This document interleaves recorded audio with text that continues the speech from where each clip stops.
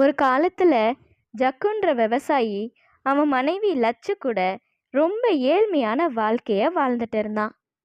லட்சு, நமக்கு வயல் இருந்து என்ன பிரயோஜனம்? நம்ம கிட்ட தண்ணி இல்லையே. தண்ணி இல்லாம நம்ம வயல் வறண்டு இருக்கு. எந்த பயிரும் வளர்க்க முடியல. ஜக்கு, நான் ஒரு யோசனை சொல்றேன். நம்ம பக்கத்து வீட்டுக்காரர் சோமுக்கு 2 கிணறு இருக்கு.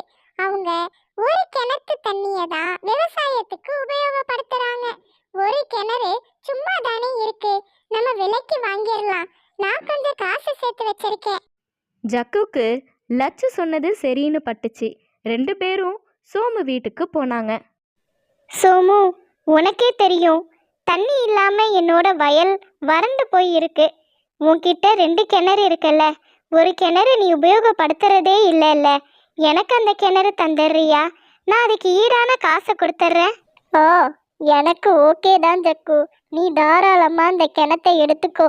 ஜக்கு அந்த கிணத்துக்கான காசை சோமு கிட்ட கொடுத்துட்டான். அன்னையிலிருந்து அந்த கிணத்துலேருந்து தண்ணியை எடுத்து விவசாயம் செய்ய ஆரம்பிச்சான். ஜக்குவோட விவசாயம் ரொம்ப சிறப்பா இருந்துச்சு. இப்படியே சில நாட்கள் போயிருச்சு. ஆனா சோமுக்கு ஜக்கு மேல பொறாம வர ஆரம்பிச்சிச்சு. இந்த ஜக்கு விவசாயம் இவ்வளோ நல்லா பண்றானே, இப்படியே போனா இவன் நம்மளை விட பெரிய பணக்காரனா ஆகிருவான். இவனை இப்படியே விடக்கூடாது. இப்படி நினைச்ச சோமு ஒரு திட்டத்தை தீட்டினான். மறுநாள் ஜக்குவையும் லட்சுவையும் அவன் வீட்டுக்கு வர சொன்னான். ஜக்கு, இங்க பாரு, நீ இந்த கிணத்துல தண்ணீர் எடுக்க கூடாது. என்னாச்சு சோமு? நான் தான் இந்த கிணத்துக்கு உங்கள்கிட்ட காசு கொடுத்துட்டேனே. இப்போ அந்த கிணறு என்னோடது. நான் ஏன் தண்ணீர் எடுக்க கூடாது? நீ என்கிட்ட கிணத்தை தான் வாங்கின, ஆனா அதுல இருக்க தண்ணீர் என்னோடது. நீ என் தண்ணீரை எடுக்க கூடாது. சோமு, நீங்க பேசுறதுல கொஞ்சம் கூட அர்த்தமே இல்லை, நியாயமே இல்லை. நீங்க வேணும்னு பேசுறீங்க. நம்ம ஊர் தலைவர்கிட்ட நியாயத்தை கேட்கலாம். அப்படி ஜக்கு சொன்னோனே 2 பேரும் ஊர் தலைவர்கிட்ட போனாங்க. உங்க 2 பேருக்கும் என்ன பிரச்சனை? ஐயா, நான் இவர்கிட்ட காசு கொடுத்து கிணத்தை வாங்கிட்டேன். ஆனா இவர் என்ன அந்த கிணத்துல இருந்து தண்ணீர் எடுக்க கூடாதுன்னு சொல்றாரு. ஏன் சோமு அப்படி சொல்ற? நீ தான் கிணத்தை வித்துட்டியே. ஐயா, அவர் கிணத்தை தான் வாங்கினாரு, ஆனா தண்ணீர் என்னோடது. சோமு அப்படி சொன்னோனே ஊர் தலைவர் சோமு வேணும்னு திட்டம் தீட்டி தான் ஜக்குவை கஷ்டப்படுத்துறான்னு புரிஞ்சுக்கிட்டாரு. சோமு, நீ தான் கிணத்தை வித்துட்டீல, அப்புறம் எதுக்கு உன்னோட தண்ணிய ஜக்குவோட கிணத்துல வச்சிருக்க? ஒண்ணு அதுல இருக்க தண்ணீரை நீ வெளியே எடுத்து கிணத்தை காலி பண்ணு. ஒருவேளை உன்னால அந்த தண்ணியை காலி பண்ண முடியலன்னா உன்னோட தண்ணி ஜக்குவோட கிணத்துல இருக்கிறதுக்கு நீ ஜக்குக்கு இனிமே வாடகை கொடுக்கணும். சோமு ஊர் தலைவரோட தீர்ப்பை கேட்டு ஆடி போயிட்டான். என்ன பதில் சொல்றதுன்னு தெரியாம திகைச்சு போய் நின்றுட்டு இருந்தான். ஜானகி அம்மாக்கு அவங்க பையன் ஜக்கு ரொம்ப சோம்பேறியா இருக்கிறத நினைச்சு கவலையா இருந்தாங்க. டேய் ஜக்கு, இப்படியே நீ சோம்பேறியா இருந்தா உனக்கு நல்லது இல்லடா. நீ நல்லா உழைக்கணும். அதுல வர வருமானத்துல காசு சேர்த்து வை, கொஞ்சம் நகை சேர்த்து வை. அம்மா, போதும், உங்க அட்வைஸை ஸ்டாப் பண்ணுங்க. எனக்கு ஏதாவது மேஜிக்கல் பவர் கிடைக்கும். நான் ஒரே நாள்ல பெரிய பணக்காரன் ஆகிருவேன். நிறைய நகையும் கிடைக்கும். என்னால வேலையெல்லாம் செய்ய முடியாது, உழைக்கவும் முடியாது. இங்க பாரு ஜக்கு, அப்படியெல்லாம் யாருக்கும் நடக்காது. அம்மா சொல்றதை கேளுடா. ஆனா அம்மா, எனக்கு நடக்கும். இப்ப எனக்கு தூக்கம் வருது, நான் தூங்குறேன். ஜக்கு ஜானகி அம்மா சொல்றத கேட்கல, தூங்க ஆரம்பிச்சிட்டான். ஒரு நாள் ஜக்கு கோயிலுக்கு போயிட்டு வந்தப்போ வழியில ஒரு மந்திர குச்சிய பார்த்தான். இது மந்திர குச்சி மாதிரி இருக்கே. அட ஆமா, மந்திர குச்சியே தான். உன்னை முதல்ல எங்க அம்மாட்ட காட்டணும். ஏன் அப்படி சொல்றீங்க? ஆமா, நீ நான் சொல்றது எல்லாம் கேப்பில்ல. நான் இப்ப பெரிய பணக்காரன் ஆகிருவேன். நான் உழைக்கவே மாட்டேன். ஏன்னா எனக்கு உழைக்கிறது பிடிக்காது, உழைக்கிறவங்கள பார்த்தாலே பிடிக்காது. ஆனா உங்க அம்மா உன் நல்லதுக்கு தானே சொல்லியிருக்காங்க.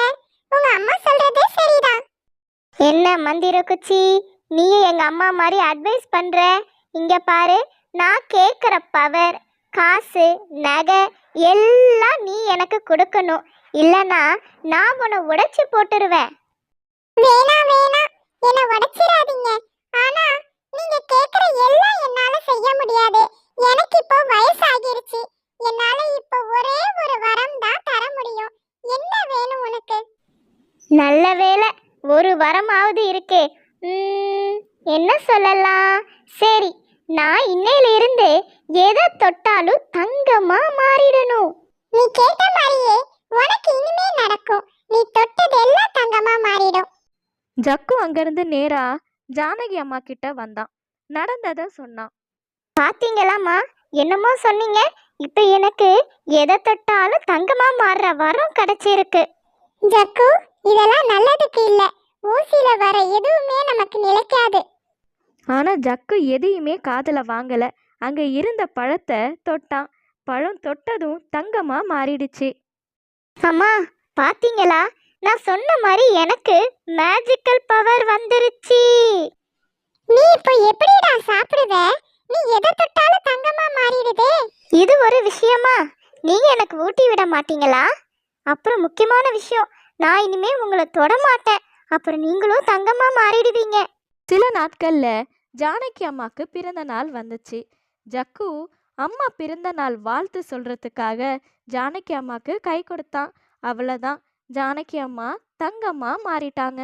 ஐயோ, பெரிய தப்பு பண்ணிட்டேனே. என் அம்மாவை நானே இழந்துட்டேனே. இப்போ எப்படி என் அம்மாவை நான் மீட்டெடுப்பேன்? அட கடவுளே, இவ்வளோ பெரிய தப்பு பண்ணிட்டேனே. ஜானகி அம்மா தங்கமா மாறினோனே ஜக்குவால எதையுமே சாப்பிட முடியல.